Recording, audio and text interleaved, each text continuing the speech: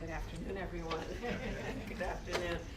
Well, it's good to be back in Detroit, and so we're here back today to thank all the folks for the work that they are doing to help organize, register people to vote, and get them out to vote. And today, early voting begins in Detroit. So it is good to be back here, and obviously to be in a great American city, and to applaud it for being just that, a great American city with a lot of hardworking folks who have grit and ambition and deserve to be respected for all of that.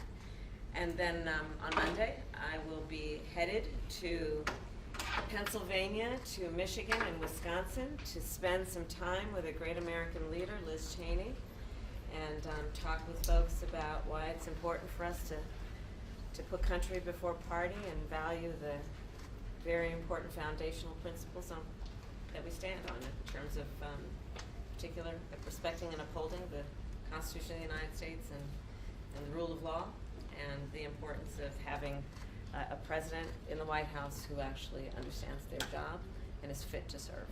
So with that, I'll take any questions. On early voting, are you concerned the Republicans are cutting the Democratic strength for early voting, and what are you seeing in the numbers now, and how do you feel about them?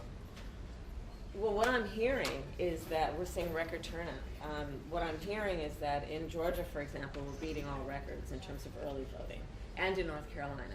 And in fact, today in Michigan, I'm going to challenge the folks here to do the same. So, you know, I don't yet have enough data to tell you who's voting for who and or how they're leaning, but I think it's great that people are turning out and voting and being active. It's what we should all want, right, in our democracy, that people understand it's their civic duty, but also that they can make a difference. We'll go to Nancy at Bloomberg right here. Thank you. I wonder what you think of Elon Musk just getting increasingly involved in the election, both through his financial contributions to Trump Super PAC, but also holding campaign events, attending rallies. I mean, listen, I think that the most important thing that any one of us could do right now is pay attention to the issues that are at stake, and there's a lot at stake. We are looking at, as I say repeatedly, because it is true, two very different visions for our country. And Donald Trump has proven himself to be increasingly unstable and unfit, and he's trying to take us backward. He is someone who demeans the American people, who has no actual plan for uplifting the middle class, no actual plan that is about any sense of optimism in who the American people are and what we are capable of doing. And I think that that's really what's most important in these remaining, I believe it's 17 days of the election, which is focusing on the issues themselves and reminding the American people they not only have a choice, but they have the power to decide the future of our country through this election. Madam Vice We'll go to President. Andrea right here Hi. at Reuters. So yesterday you called out Assad Turfi, one of the elected Yeah. officials here in Arab American. He's faced tremendous backlash since you mentioned his name at the rally. And obviously there's a lot of churn and turmoil within the Arab American and Muslim communities here in Michigan. Do you think you could lose the election because of Gaza? And what, overnight there were more strikes, 32 more people were killed in Gaza, some in hospitals. How risky is it that you could lose the election?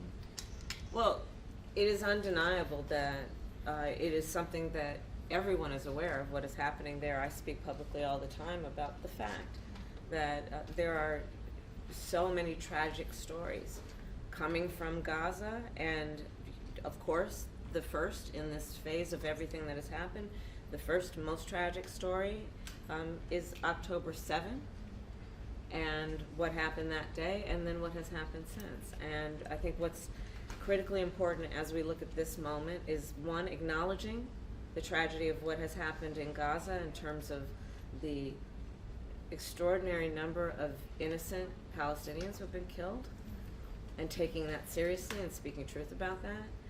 In addition, of course, to what I said about what happened on October 7th in terms of 1,200 innocent Israelis being slaughtered, women being horribly raped. And then fast forwarding to today with the killing of Sinwar, this creates an opening that I believe we must take full advantage of to dedicate ourselves to ending this war and bringing the hostages home. But it's not working so far. You know what, listen, as it relates to the issues in the Middle East and in particular in that region, it has never been easy. But that doesn't mean we give up, okay? It is always gonna be difficult. It does not mean we give up. We can't give up. We have One time more for one more question? from Tamara, Thank you. NPR. You've been doing some more sort of Trump rapid response. I'd describe it, responding to him in near real time in recent days. It feels like something slightly different from the way you were handling it before, and I'm wondering why that shift.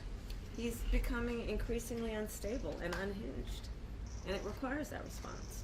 I think the American people are seeing it, witnessing it in real time. And we must take note of the fact that this is an individual who wants to be president of the United States. And I think the American people deserve better than someone who actually seems to be unstable. Thank you, Madam President. Thank you all. Thank you. Thank you. Right this way. Thank you, Don.